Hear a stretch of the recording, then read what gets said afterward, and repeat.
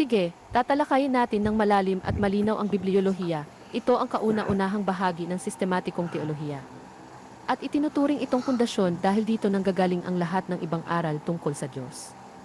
Kung hindi natin maiintindihan ng tama kung ano ang Biblia, hindi rin natin maunawaan ng tama ang lahat ng ibang bagay tungkol sa Diyos at sa ating pananampalataya. Narito ang buong nilalaman at malalim na paliwanag tungkol sa bibliolohiya. Hinati ko ito sa mga pangunahing bahagi upang mas madali mong maunawaan. Bibliolohiya, pag-aaral tungkol sa Biblia. 1. Ano ang bibliolohiya? Ito ay ang sistematikong pag-aaral tungkol sa Biblia, kung ano ang kalikasan nito, pinagmulan, katangian, otoridad, at layunin. Sinasagot nito ang mga tanong na, ano ba talaga ang Biblia? Galing ba ito sa Diyos?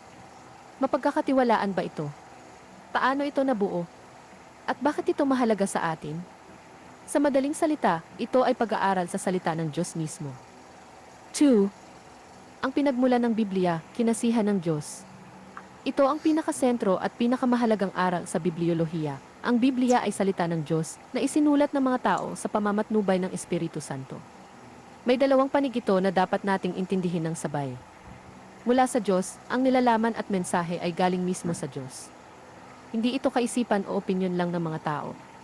Sinasabi sa 2 Timoteo 3:16, ang lahat ng kasulatan ay kinasihan ng Diyos. Ang salitang kinasihan ay parang hininga ng Diyos, ibig sabihin, ang Biblia ay produkto ng hininga o kapangyarihan ng Diyos. Isinulat ng tao, ginamit ng Diyos ang mga tao bilang kanyang mga tagapagsulat. May iba't ibang manunulat, mga pastol, hari, manggagamot, manunulat ng kasaysayan, at may kani-kanyang estilo sila ng pagsulat, wika, at karanasan, ngunit sa lahat ng ito, ginabayan sila ng Espiritu Santo upang walang magkamali sa isusulat nila. Gaya ng sinasabi sa 2 Pedro 1:21, dahil hindi kailanman may propesya na nagmula sa kalooban ng tao, kundi ang mga tao ay nagsalita mula sa Diyos habang sila ay pinapatnubayan ng Espiritu Santo. Kaya, ang Biblia ay kapwa banal at makatao, galing sa Diyos, isinulat ng tao. 3. Mga pangunahing katangian ng Biblia. Ito ang mga katangian na nagpapatunay na iba ang Biblia sa lahat ng ibang aklat sa mundo. Katotohanan, kawalang kamalian, inerrancy. Dahil ang Diyos ay hindi nagsisinungaling at hindi nagkakamali, ang kanyang salita ay wala ring mali o pagkakamali sa orihinal na isinulat. Lahat ng sinasabi nito tungkol sa kasaysayan, agham, moralidad at kaligtasan ay totoo at walang mali. Walang kontradiksyon o pagsalungat sa loob ng Biblia. Kawalang kulang o kasapatan, sufficiency. Ang Biblia ay naglalaman na ng lahat ng kailangan nating malaman para sa ating kaligtasan at paglilingkod sa Diyos.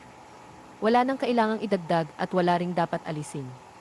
Sapat na ang nilalaman nito upang itama tayo, turuan at hubugin para maging ayon sa kalooban ng Diyos.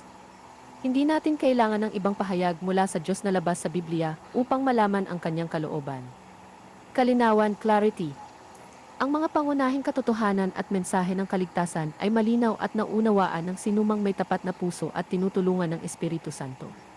Hindi ito nakatago o gulo-gulo na para lamang sa mga matatalino o may pinag-aralan. Ang karaniwang tao ay maiintindihan ang daan patungo sa kaligtasan sa pamamagitan ng pagbabasa nito. May mga bahagi na malalim at mahirap intindihin, ngunit ang mga kailangan para maligtas ay malinaw na nakasaad. Autoridad, authority. Dahil ito ay salita ng Diyos, mayroon itong karapatang mag-utos, magturo, magtama at humatol. Ang sinasabi ng Biblia ay ang pamantayan ng katotohanan at tamang pamumuhay. Ang lahat ng aral, paniniwala at gawain ay dapat sukatin at hatulan ayon sa Biblia. Wala nang mas mataas na pamantayan kaysa dito. Kapag sinabi ng Biblia, sinabi na ng Diyos, kaya dapat itong sundin at paniwalaan. Kawalang kapantay, walang hangganan, uniqueness ampersand eternal. Ang Biblia ay hindi tulad ng ibang aklat. Ito ay nananatili magpakailanman. Ang mga salita ng tao ay lumilipas, nagbabago at nawawala, ngunit ang salita ng Diyos ay nananatili magpakailanman. Ito ay may kapangyarihang bumago ng buhay, magbigay ng buhay at humatol sa mga tao. 4. Ang pagbuo ng Biblia, ang kanon. Isa sa mahalagang bahagi ng bibliolohiya ay ang pagkaunawa kung paano nabuo ang listahan ng mga aklat na nasa Biblia ngayon. Tinatawag itong kanon ng kasulatan. Ang salitang kanon ay nangangahulugang panukat o pamantayan. Ito ang listahan ng mga aklat na kinikilala at tinanggap na tunay na salita ng Diyos. Ang Biblia ay binubuo ng 66 na aklat na isinulat sa loob ng mahigit 1,500 taon ng mahigit 40 iba't ibang manunulat sa 3 iba't ibang wika at sa iba't ibang lugar. Gayunpaman, ang buong nilalaman nito ay iisang kwento at iisang mensahe, ang plano ng Diyos na iligtas ang tao sa pamamagitan ni Hesukristo. Paano natiyak kung alin ang dapat isama? Ang pamantayan ay, kinasihan ba ito ng Diyos? Galing ba ito sa propeta o apostol? Tugma ba ito sa ibang bahagi ng kasulatan? Tinanggap ba ito ng bayan ng Diyos bilang salita niya?